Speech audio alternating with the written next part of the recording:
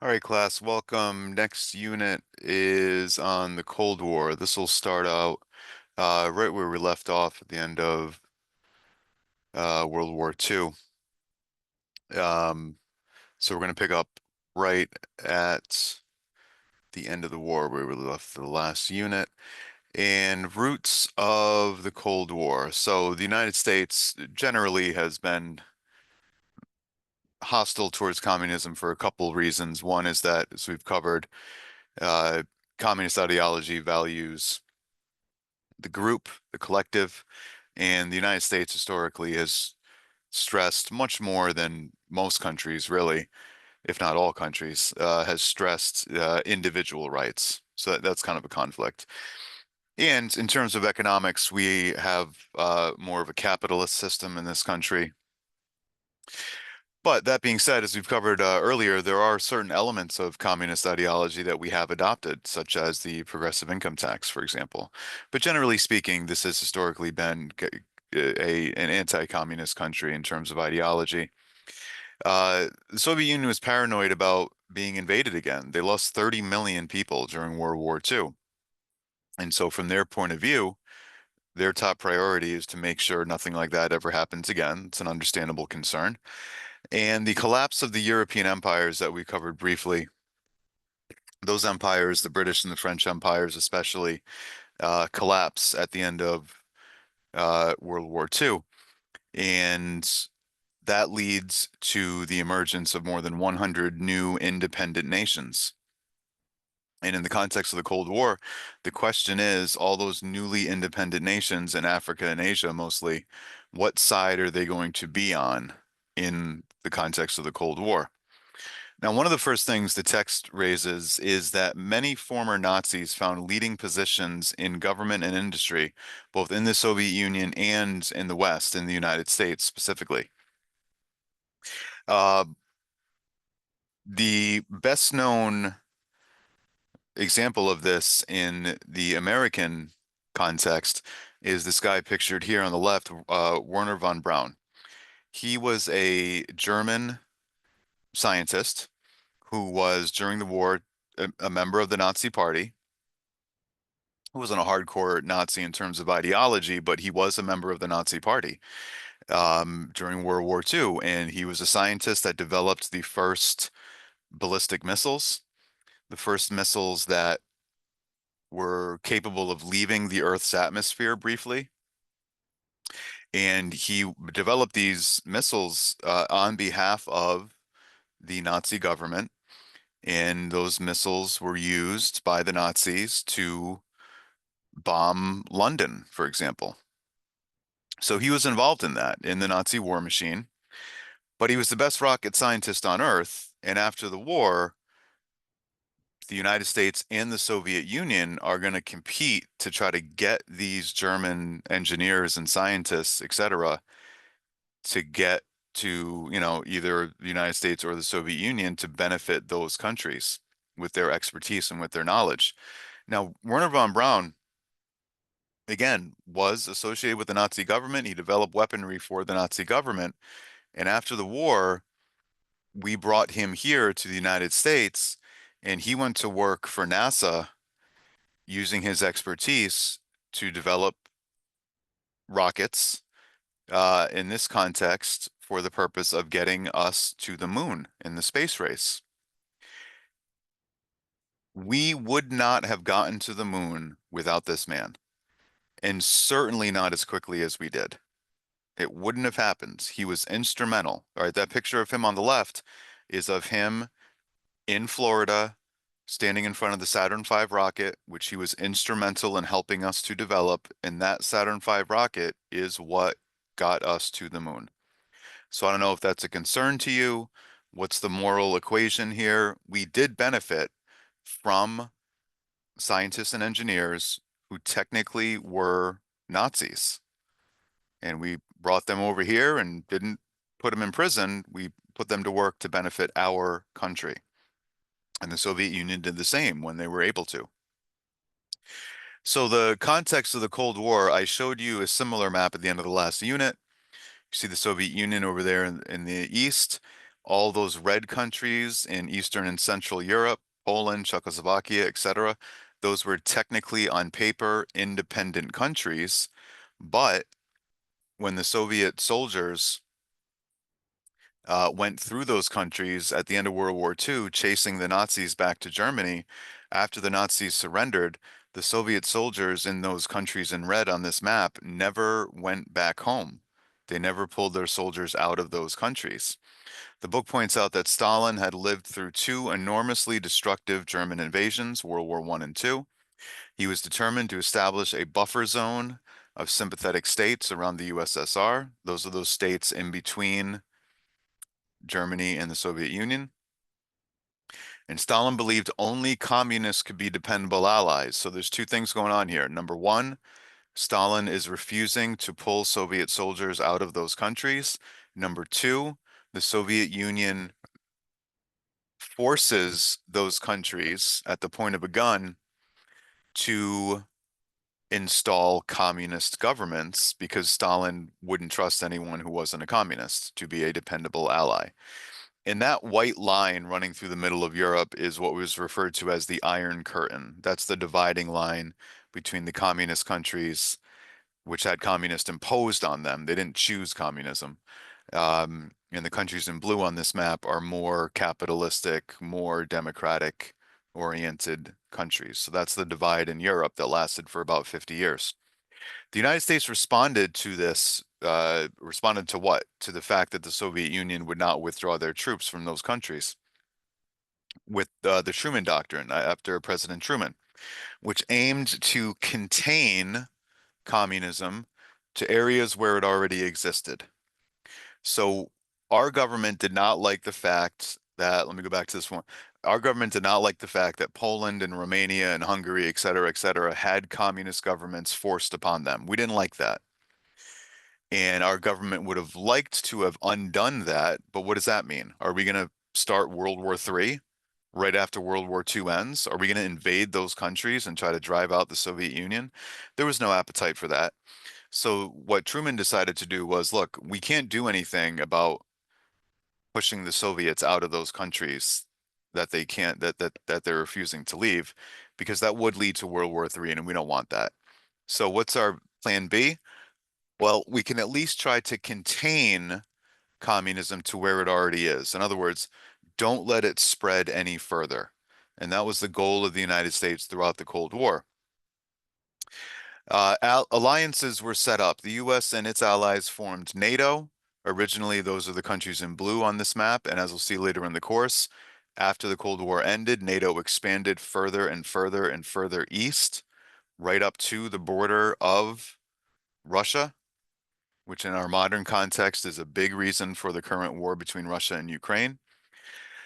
But those countries in blue were in an alliance. We talked about alliances earlier in the context of World War I. The idea behind it is an attack on one is considered an attack on all. No one will mess with any of those countries in blue because if you mess with one of them, you're messing with all of them. And we covered that in the context of World War I. This was meant to prevent war. And when it works, that's great. But the downside, of course, is that if a NATO country goes to war, all of the other NATO countries are dragged in. And that would be a similar thing to how World War I spiraled out of control. The Soviet Union responded with the mirror image of NATO. They called it the Warsaw Pact, same principle. The countries in red were saying, we're in an alliance, and if any blue country attacks a red country, all the red countries will jump in. So it's very similar to what happened at the beginning of World War I. Now, thankfully, these alliances worked in the sense that we haven't had a World War III, knock on wood. And right, that's the intention of alliances, to prevent war. These alliances, from that point of view, were quite effective. As we'll see later in the course, though, the question now that the Soviet Union is gone is it wise for the United States to be driving the expansion of NATO to include more and more countries? Does that make us safer, or does that make a war more likely? So we'll get back to that right at the end of the course. First time the Truman Doctrine was put into effect, and again, the Truman Doctrine said, we will not let communism spread any further if we can avoid it. The Korean War. Korea, at the end of World War II, for reasons that we don't really need to get into, but It had been one country. At the end of World War II, it was divided in half. It was supposed to be temporarily divided. North Korea had a communist government. South Korea did not. North Korea invaded South Korea. Why do we care? How is this America's problem? Well, according to the president at the time, even if we've never heard of Korea, which most Americans probably hadn't, we do need to care. This is our problem because this is an example of communism spreading. And if we don't stop it, it will continue to spread and it'll become a bigger and bigger and bigger threat. So we need to stop it early. Now, the lesson that was applied here was the lesson from the build up to World War II. Remember, we talked about appeasement. And what the president said, President Truman, was if we appease the communists by letting them take over South Korea, for example, it'll be just like when we appeased Hitler by letting him take that land back before World War II. Because what happened with him? He didn't stop, right? And in hindsight, appeasing Hitler was a big mistake. Now, the question is that a reasonable lesson to apply to what's happening in Korea, for example? Is it reasonable to think that if the communists can take over South Korea, then they're going to keep going? They're going to take over Japan. They're going to take over Australia. They're going to take over California, right? Is that a reasonable lesson to be drawn there? It's obviously subjective. The Korean Peninsula, as you probably know, is still divided to this day. Let me jump ahead for a second and see. Okay, so I want to explain this photograph really quickly. This is a satellite photograph taken from space of the Earth at night of East Asia, specifically the Korean Peninsula. The border of North Korea on this map, that white squiggly line, is superimposed. It's drawn onto the map because without the border being drawn onto the map, you wouldn't be able to tell really where the land stops and the sea begins because so much of North Korea is pitch black. Now, when you look at a photograph of any part of the Earth at night from space, where you see electricity, that's shorthand for a relatively wealthy area. And conversely, where you see blackness, that's shorthand for either an unpopulated area, there's no one there, or a very poor area. Now, North Korea, as you can see, is almost entirely in darkness, except for the capital city of Pyongyang. That's not because no one lives in North Korea, it's because North Korea is incredibly poor. And South Korea, conversely, is incredibly rich. It's lit up like a Christmas tree. The entire country basically is illuminated with electricity. And notice they don't need to draw the border of South Korea. You can tell where the land stops and the sea begins. The Kim family regime has been in control of North Korea since these events, since the Korean War 75 years ago. The guy on the left, Kim Il-sung, was the communist dictator of North Korea that started the Korean War by invading South Korea.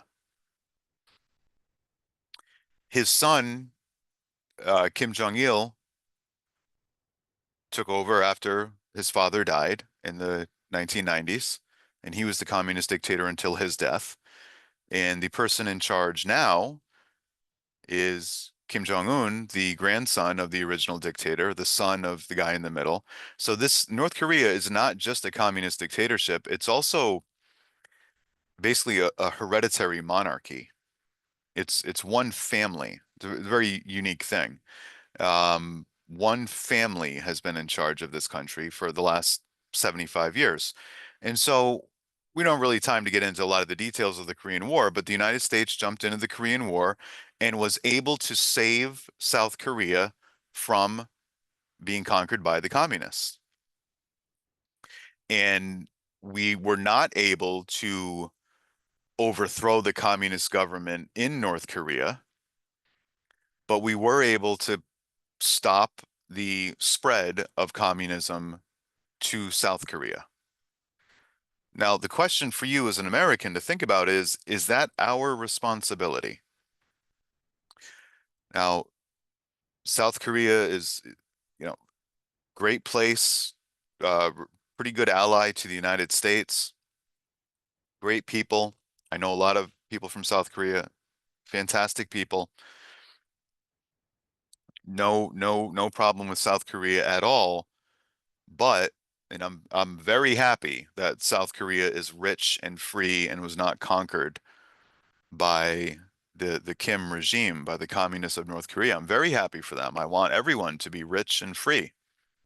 But I'm an American, and tens of thousands of young Americans your age were killed to protect South Korea from communism.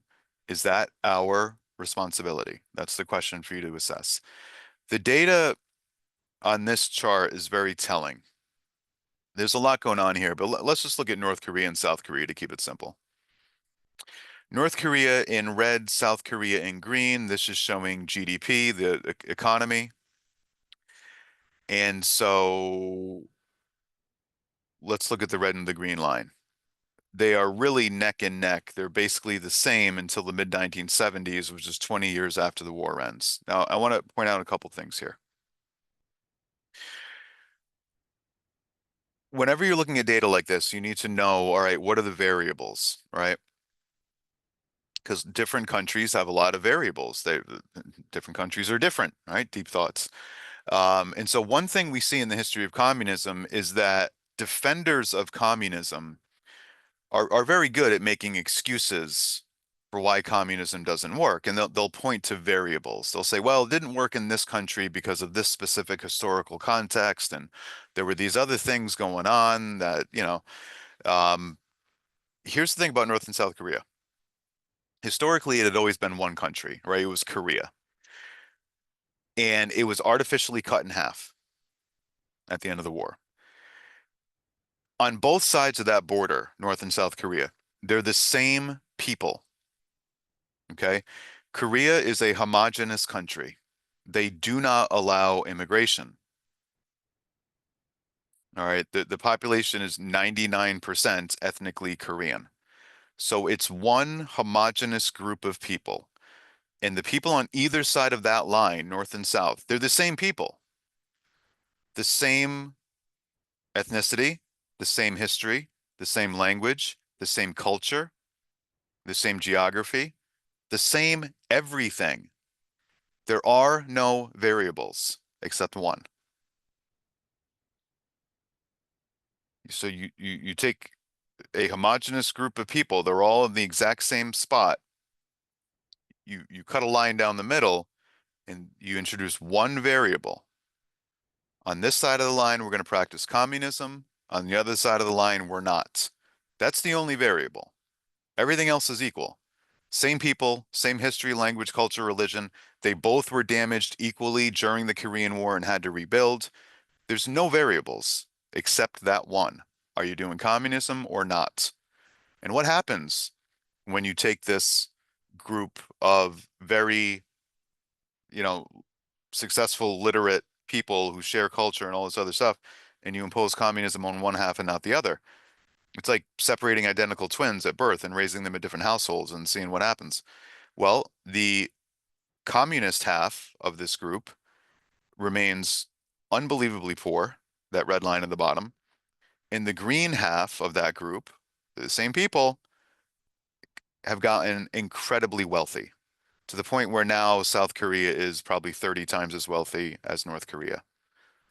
So the next time someone tries to convince you that communism works or to come up for an excuse about when it doesn't, oh, it's because of this, because of that, this data is very telling for that reason. It's a very controlled experiment with essentially no variables. In 1956, there was an uprising by the people in Hungary. Hungary is one of those countries behind the Iron Curtain, one of those countries in Eastern Europe that the Soviet Union came through at the end of World War II and never left, and one of those countries that had communism imposed on it. And the propaganda of the Soviet Union was always, Hungary and all those other countries, but let's say Hungary in this example. The propaganda of the Soviet Union went like this. The Hungarian people, they're our friends. This is what the Soviets would tell the rest of the world. No, no, they want the Soviet soldiers in Hungary. The Hungarian people want us there. They want Soviet soldiers there to protect them because they're scared of the Americans or something. And the Hungarian people want communism.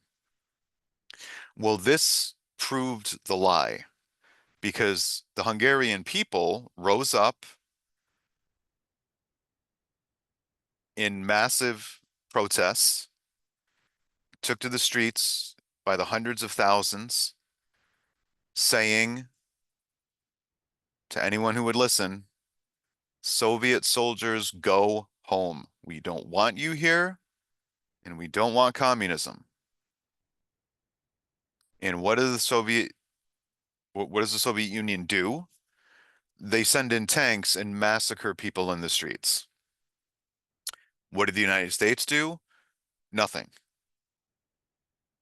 Because we might feel for the Hungarian people and wish they were free, but are we going to start World War III on behalf of Hungary? No. But it was very damaging for the Soviet Union in terms of how people perceived them, right? It proved the lie that those countries wanted communism, basically. President Eisenhower warns, and a lot of there's a lot of documents that are attached to this unit that I put on Canvas that we don't really have the time to read through word for word, but this is one of them, the documents on Canvas, if you want to look at it in more detail. President Eisenhower warned against the rise of what he called the military-industrial complex. During the Cold War, the power of unelected government officials increased rapidly, and that continues to this day. Now, there's different terms for it. Military-industrial complex would be one term. That's what Eisenhower called it. The administrative state, the deep state is a term that's used more commonly now. In the progressive era, we talked about the civil service laws where basically people couldn't be fired. And if you remember that, and as the government gets bigger and bigger and bigger over time, and it got much bigger during the Cold War, the percentage of people in the government that are elected gets lower and lower.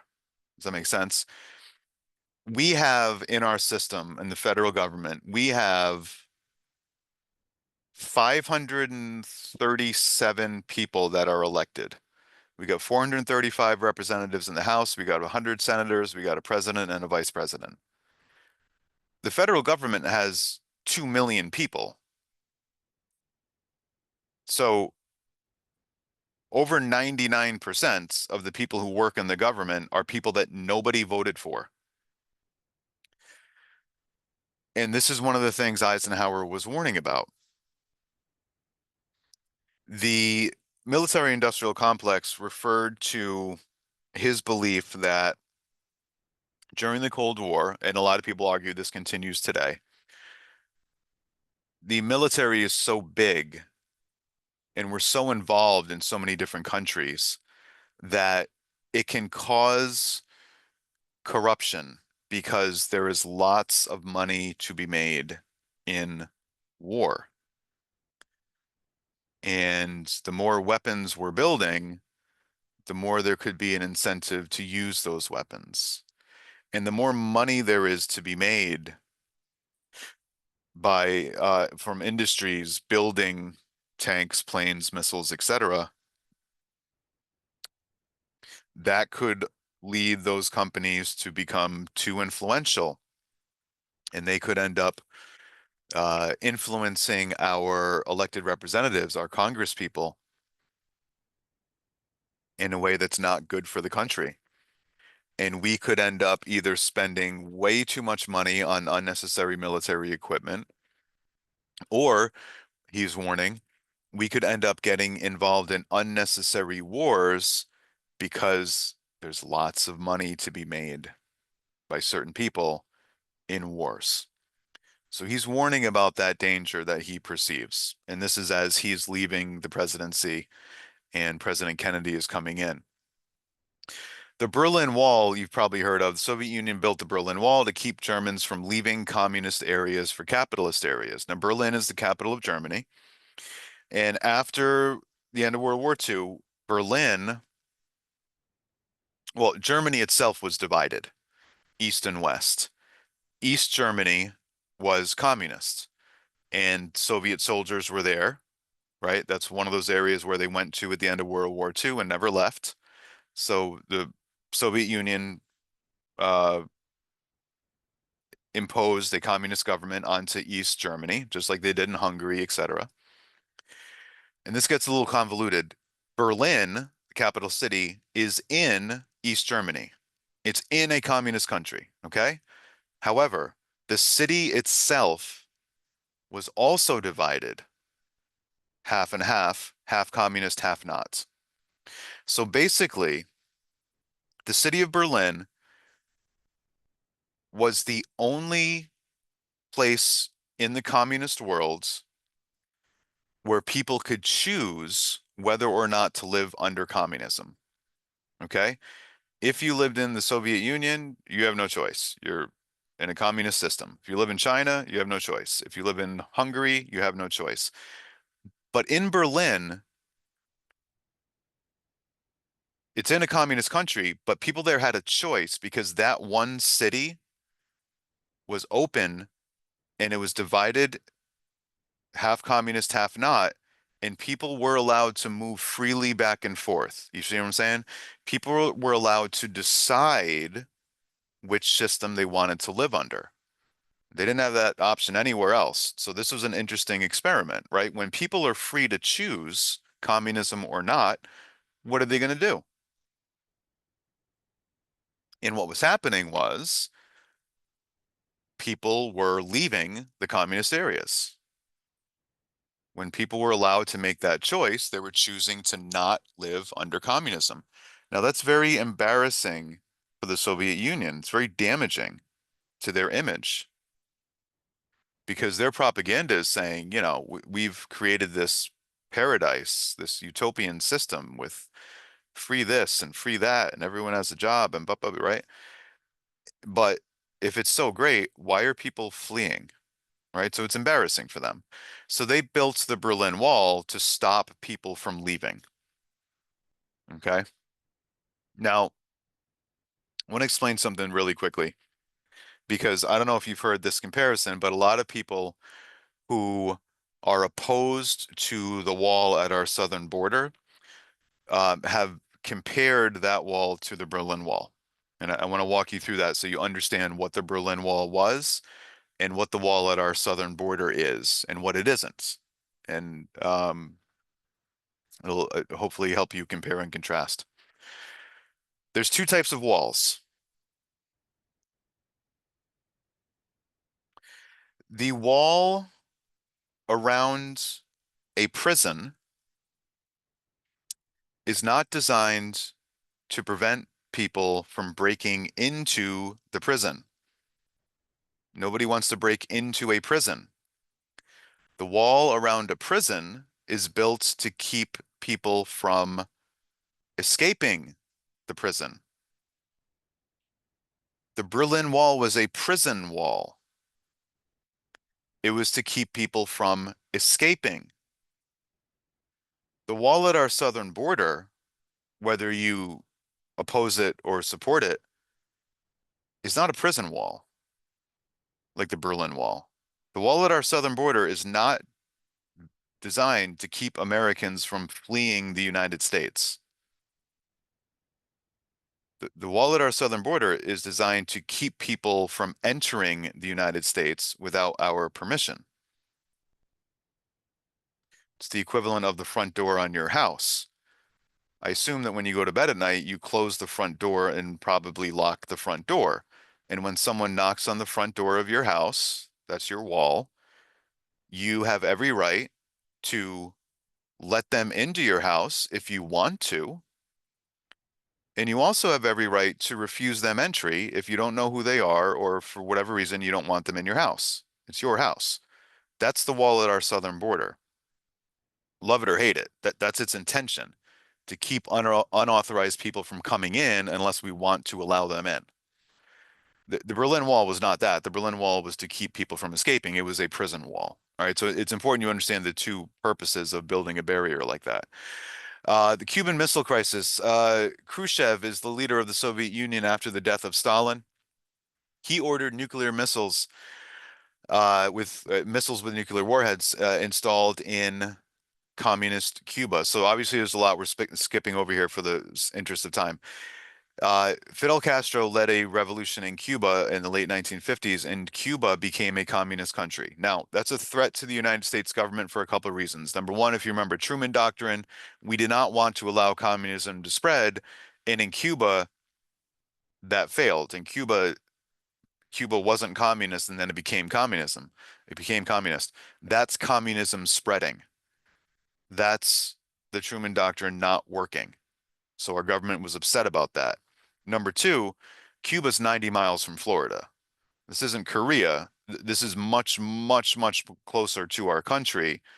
We're much more involved with Cuba because of the history and the geography. We mentioned our earlier unit, the Spanish-American War. We got a lot of history in Cuba. It's very close. Um, historically, culturally, geographically, et cetera. And so this is a big threat to us that this is a little communist island right off the coast of Florida. And to make it even worse, the Soviet Union put nuclear missiles there, aimed at us, obviously. And this is described as the most dangerous moment in human history. So the Soviet Union's motivation was, and here you can see Cuba, where it is and just how close it is to the rest of the United States, right? The motivation, I want to walk through each person's perspective here. Khrushchev's motivation, the Soviet Union's motivation was the Americans are trying to overthrow the communist government in Cuba, and we were. Our President Kennedy was trying to destroy that government, and the Soviet Union was saying we need to protect our communist brothers by giving them some self-defense. And if they have nuclear missiles in Cuba, the Americans will be scared of trying to overthrow that government, basically. So that's the Soviet Union's perspective. We want to protect our communist allies, right? Fidel Castro and the Cuban government's perspective was the Americans are trying to kill Fidel Castro and get rid of communism in Cuba. And we were, unsuccessfully, obviously. And so Cuba's perspective was, hey, we need self-defense. The Americans are trying to kill us. And President Kennedy's perspective is the communists have a gun to our head. This is unacceptable. Those missiles need to be out. And this was very tense, and it's the closest that we know of that we've ever come to nuclear war. And ultimately, a deal was struck to where those missiles were removed, and our government promised to stop trying to overthrow the communist government of Cuba. And to this day, 60 plus years later, Cuba is still a communist country. Now, the good news is this was settled peacefully. And if it wasn't, it's more likely than not that none of us would have ever been born because there would have been a nuclear war. So this is an incredibly dangerous moment. And President Kennedy follows up with a change in attitude in the context of the Cold War. And he gave what's referred to as the peace speech at American University. And in that speech, he praised the Soviet Union or the Soviet people for their bravery in World War II, for their space program, for their art and literature, for their history. He's trying to say nice things about the Russian people, basically. He's trying to de-escalate. He's trying to calm down tensions because he understood better than anybody the world almost got blown up over Cuba. And that's unacceptable. That was way too close to something unimaginable. And he's trying to calm down tensions in this speech. It's a really remarkable speech. He also, we know now, was planning secretly, he didn't say this publicly, he was planning to pull every American out of Vietnam. This is before the Vietnam War really got going. There were only a couple thousand Americans there. Very, very few Americans had died. And President Kennedy was saying, you know what, I don't want a war in Vietnam. After I'm reelected, I'm going to pull out the few Americans that are there to make sure that we don't get sucked into a war in Vietnam. Now, as you probably know, we did get involved in the Vietnam War in a major way, and 60,000 Americans were killed, and it was traumatic for all sides. Awful, awful conflict. Uh, so what happens? Well, he didn't get reelected, so he couldn't follow through on his plan here. And he didn't get reelected because, as you probably know, he was assassinated. So that's a big what if, right? It is very likely that the Vietnam War, as we know it from the American perspective, would not have happened if President Kennedy had lived. I want to show you, I don't know if you've seen it, I want to show you quickly footage of the assassination of President Kennedy. There's no audio. Uh, it's, you know, terrible to watch, but it's part of the historical record. Um, he is in this car here, seated in the back. His wife is next to him, dressed all in pink. You see him wave to the crowd, and then you can see him, he'll respond, clear physical reaction to some trauma. He was shot through the back, the bullet exited his neck. You'll see him kind of involuntarily reacting to the shock of that wound. That probably would have been a survivable wound. And then you'll see the fatal, obviously fatal, headshot, which is clear to anybody with any common sense that that was not a survivable wound. So I'll show you this quickly and then get back to how this affected the course of events here. All right, waving at the crowd, everything's fine. Shot, boom, reacting to it. It went right through his body into the body of the man in front of him who also almost died. His wife's looking over at him. What's wrong? What's wrong? Awful, catastrophic, obviously not survivable shot to the back of the head. Uh, Obviously an awful tragedy. Um, Big turning point in American history. Lots of what ifs. Probably the major one would be Vietnam. Probably wouldn't have had the Vietnam War as we know it if Kennedy had lived. And uh, that event, that crime, was also kind of the let's say the godfather of all modern conspiracy theories, right? Um,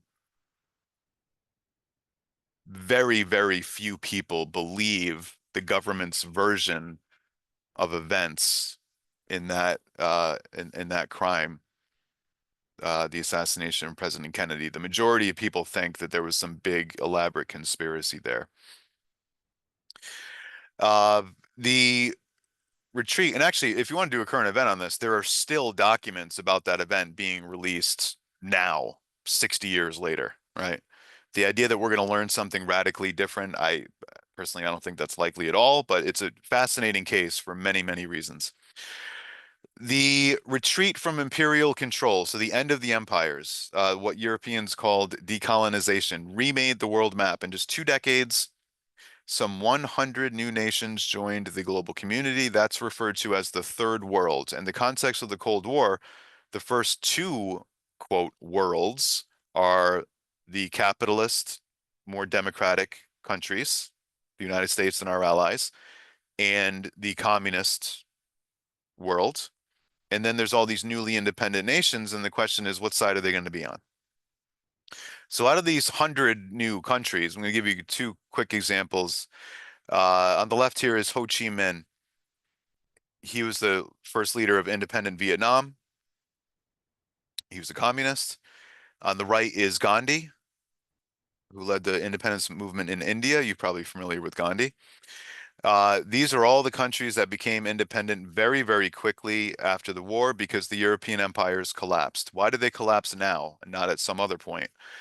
Mostly because the British and the French were bankrupt and exhausted and physically, mentally, politically just wiped out after World War II. So even though they were on the quote winning side, they were exhausted in every way you could define that word. And so even though they quote won the war, they lost all of their empires. So all of these countries in what's now called Oceania and South Asia and the Middle East and Africa all became independent very, very quickly. So in Vietnam, it was part of the French Empire. France, after World War II, fought actually to try to get back control of what it called Indochina, which is today Cambodia, Laos, and Vietnam. The 30-year Vietnam War begins. The first phase of the war is the French fighting to try to reconquer Vietnam, and the Vietnamese people fighting for their independence. They don't want to be part of the French Empire. They want Vietnam to be independent. And on our Canvas page, I uploaded the Vietnamese Declaration of Independence written by Ho Chi Minh. Fascinating document. The French don't want to give them independence, and they fight to maintain control, just like the British didn't want to give us independence and fought a war against us to try to prevent us from being independent. And the French lost. Now, the French lost they fought for 10 years to try to re-subjugate Vietnam, and they failed. But it wasn't Americans fighting and dying, but as per our normal situation, we were paying the entire bill, kind of like Ukraine now. France is driven out of Vietnam, and now Vietnam's independent. And okay, what are we going to do about it? Why do we care? Well, we end up intervening. Number one, President Kennedy was killed, and the president after him, President Johnson, didn't agree with him on pulling out of Vietnam. And number two, why do we care? Who cares about Vietnam? The concern in the context of the Cold War was if Vietnam was an independent country, who was going to run Vietnam? And the answer is Ho Chi Minh, who was a communist. And so there we go again with Truman Doctrine, appeasement.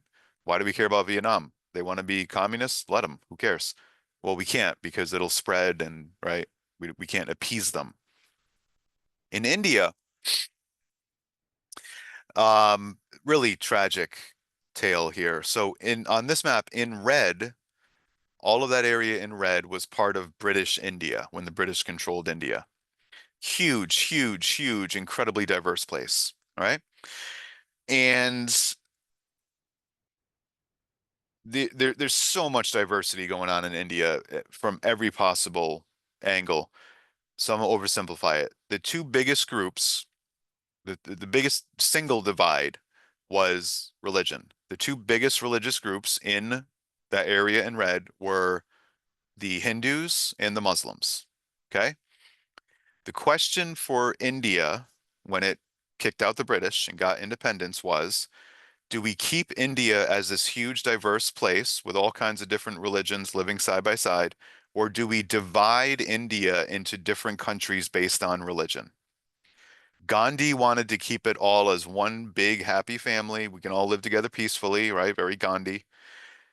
But his view lost. And the side that won the debate was the side that said, no, no, no, we need to divide India into different countries so we can have different uh you know different countries basically so that um we can account for the diversity by having a diverse set of countries. So for example, many Muslims would want to live under Islamic law, and Hindus obviously wouldn't want to live under Islamic law. So all right, we can fix that by just carving out a part of India and saying this part will be for Muslims. Now on paper that might make sense, right? Hindus and Muslims are very different, to be sure. Shouldn't they live under different rules? That makes sense, right? Okay. But it turned into a tragedy. So Pakistan, this was all India, and then it started subdividing. So the core in that kind of lavender color, whatever that is, kept the name India, and that was going to be a Hindu majority country. And on the edges, you have these green areas that were going to be carved away and separated as independent countries, no longer part of India. And they were going to be called Pakistan, and East Pakistan is now called Bangladesh. But those were going to be for Muslims. Okay, what's the problem? The problem is people don't live on, it's not as if all Muslims lived in the green areas and only the green areas. People lived all over the place. So when they started redrawing the map, there were huge numbers of people who realized all of a sudden, whoa, I'm on the wrong side of the line. In other words, on this map, the red arrows represent Hindus who all of a sudden live in a Muslim country. So they might want to migrate to central India where there are more Hindus. And the green arrows represent Muslims who live in central India who might think to themselves, hey, I would be safer and just generally happier and more comfortable living among other Muslims. So I'm going to move from central India over to Pakistan. Now, India, as you know, we're talking about 1 billion people here. So those arrows represent millions and millions of people moving in order to live under governments where they think they'd be more comfortable based on religious affiliation. Okay? The tragedy is during these mass migrations, these people are passing each other and start blaming each other for the fact that they're being made to move, and they start killing each other, and at least 1 million people are killed. Muslims killing Hindus, Hindus killing Muslims. They were all Indian, but now they're subdividing based on religious affiliation, and they become mortal enemies. And to this day, 75 years later, India and Pakistan used to be all one country. Now they're certainly not. They're two separate countries and they are enemies. They have fought several wars against each other. They both have nuclear weapons aimed at each other. Really tragic, chaotic moments after the collapse of the British Empire. Another country that's founded during this period is the modern state of Israel, 1947, founded as a homeland for the Jewish people. The premise behind this, well, first of all, it's nationalism. The Jewish version of nationalism is called Zionism, and we covered nationalism earlier. It's the idea that each distinct group of people should have their own country, right? And the Jews are certainly a distinct group of people. Um, the timing, right after the Holocaust, it became clear the Jews need their own country. Why? Because when you have your own country, you have your own army. And when you have your own army, you can at least try to defend yourself if your enemies try to murder all of you, which has happened repeatedly throughout Jewish history. All right. The premise is before the state of Israel, everywhere Jews lived, they were a small minority of the population. And small minorities are vulnerable. Okay. And when they started being persecuted, there's nowhere for them to go. So the idea of Israel was we need some place on earth where Jews are safe, where Jews can at least defend themselves. And that's going to be the state of Israel. And the other purpose of the state of Israel was it's called a right of return. Any Jew anywhere in the world, if they feel persecuted in the country they're living in, Poland, Argentina, wherever, if you're a Jew and you feel persecuted, you have the right of return. You can go to Israel, to the Jewish state, where you will be protected. Now, the complicating factor, as you probably know, is that there were significant numbers of Arab Muslims living in what became Israel, and lots of people were displaced on both sides. The surrounding Arab nations, Egypt, Syria, Iraq, Saudi Arabia, etc., viewed Jewish independence, the state of Israel, as a betrayal to the Arabs. And they attacked the Jewish state. They invaded Israel as soon as, literally on day one of its independence. And Israel won that war.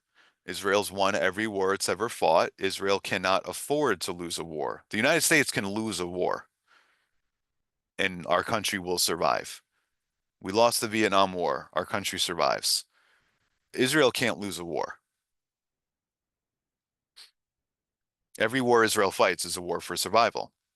I want to show you two maps to illustrate this conflict. It's obviously a very complex, incredibly emotional issue.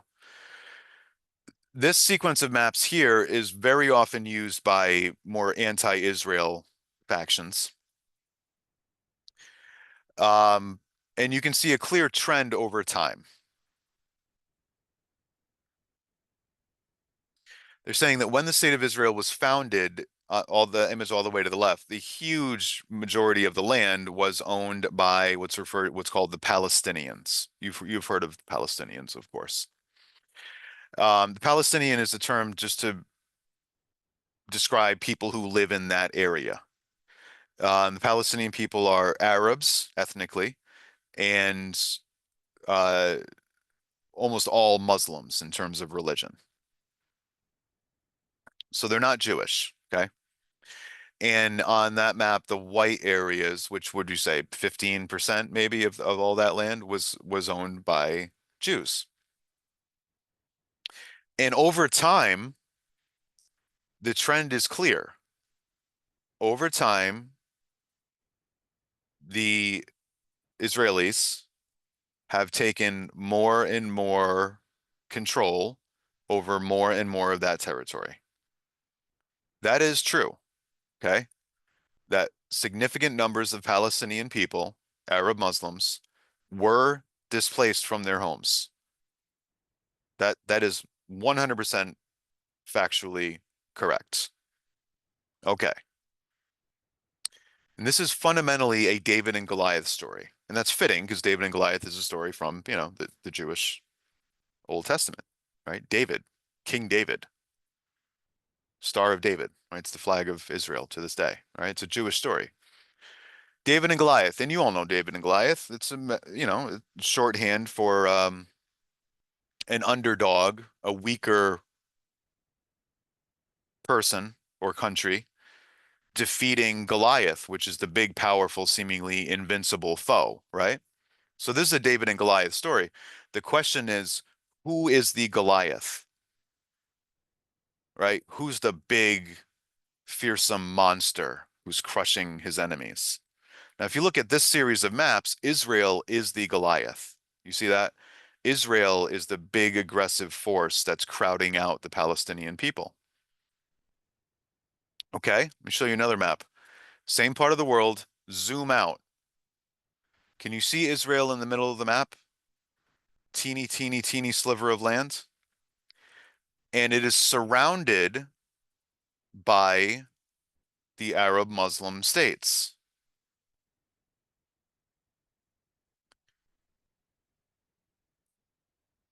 From this point of view, Israel is the Goliath, the big aggressive expansionist force crushing their enemies. If you zoom out and show the entire region, who's the Goliath now? You see how this works? Israel is surrounded by hundreds of millions of Arab Muslims. Now, it's all a matter of perspective. From this perspective, Israel has displaced huge numbers of Palestinian people, of Arab Muslims. You zoom out and you could say the exact opposite. Actually, Israel is a teeny, teeny, teeny sliver of land surrounded by a massive amount of land filled with hundreds of millions of Arab Muslims. Who's the Goliath now?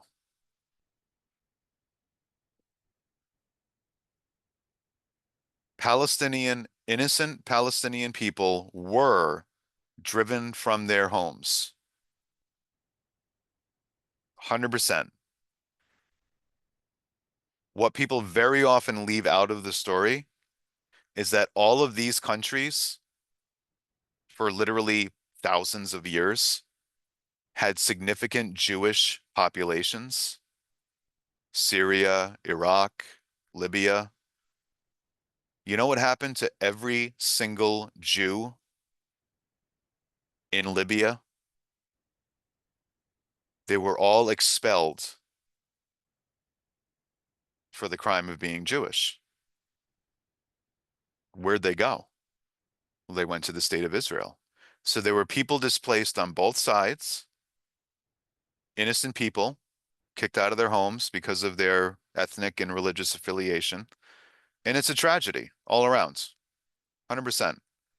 But keep this kind of keep these two images in mind as a really telling example of how they're both true, they're both accurate, and they can both be used to manipulate a person's point of view and try to get them to conclude a certain thing. Israel's this big aggressive monster that has displaced all these people, or Israel is David surrounded by this Goliath that has been trying to destroy it for 75 years. There's truth to both. All right. I've been to Israel. It's tiny. You can drive across the entire country in 30 minutes. It is a tiny sliver of land, okay, which you can kind of see on this map from that perspective. And in the context of American history, we, from day one, have been the strongest supporter of the state of Israel. And without American support, in all likelihood, the state of Israel at some point in its history in the last 75 years would have been conquered and wiped off the map. And a lot of people despise the United States for supporting Israel. If you want to do a current event on that, I'd be fascinated to know what you think. There's always something going on over there, and it's usually not good. Uh, According to one point of view, this is what we'll close with. Neo-colonialism was a system designed to perpetrate Western economic domination and undermine the promise of political independence. So this is a certain point of view that people have. And the reason it came up is after, let's say in Africa, after the African countries got independence from the British and the French, it's this very idealistic, romantic moment, right? Where people assume things are going to get a lot better. And in a lot of cases, unfortunately, things did not get very much better, especially with the economy or early on in independence. And so in the 1960s and 70s, these newly independent countries in Africa were not doing very well. And people were kind of like, well, how could that be? We thought things would be better after we kicked out the Europeans, right? And so one thesis was called neocolonialism. And this cartoon is very on the nose. What it's saying is, back in the day of the European empires, it was very in your face. You knew exactly what it was. They would come in and physically enslave people and whole countries. But then that system ended. And so why are things still so chaotic? And neocolonialism is a point of view that says, well, the system didn't fundamentally change. It just changed on the surface. The appearance of it changed. So now the slavery, the conquest, the domination, it's not physical in your face with chains and guns. Now it's done a little more indirectly with a little more polite veneer. It's being done with money rather than physical force. It's being done with debt. So the theory says the British and the French may have pulled their troops out and given independence to these countries in Africa on paper, but they still control the economies of those countries, specifically by using debt. So maybe there's some truth to that. Interesting thing for you to consider, to think through. You can say a country's independent, but if you still have investments and you can kind of pressure them by lending them money or not lending them money, depending on their behavior, are they truly independent? So that's a kind of an interesting argument for you to think through. All right, so that's it for the unit on the early Cold War, and I will see you next time.